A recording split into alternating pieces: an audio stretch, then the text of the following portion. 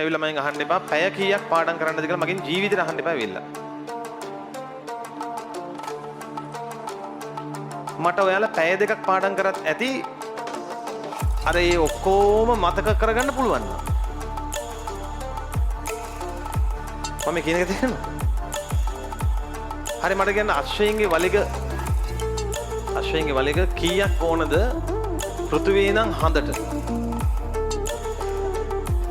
මම සරල දෙයක් අහන්න.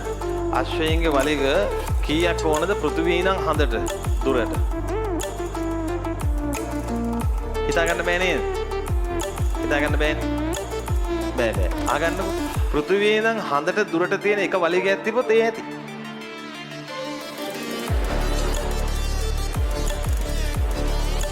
දැන් ප්‍රශ්නේ තියෙන්නේ එක එක අස්සෙන්ද තියෙන්නේ එක එක. දැන් තේරුණා. දැන් කාට හරි ළමයෙකුට පැය දෙකකින් කරන්න පුළුවන් නම් අනිත් ළමයා පැය 10කින් කරන වැඩ ඉතින් තව මොනවටද මොනවද වහන්නේ? ඒ නිසා ඒක මගෙන් අහන්න එපා ඔය දරුවෝ ඇවිල්ලා. මට මෙච්චරයි කියන්න තියෙන්නේ. දවසකට ඔයාලට තේරෙනවා නම් මට මේ දවස් ඇතුළත මෙන්න මේ කොටස් ටික බලා ගන්න තියෙනවා හොඳයි කියලා. ඒ කොටස් ටික බලන්න. ඔයාලා පැය කොච්චරක් වැඩක් කරත් වැඩක් නැහැ. ඒ ටික බලා ගන්න බෑ.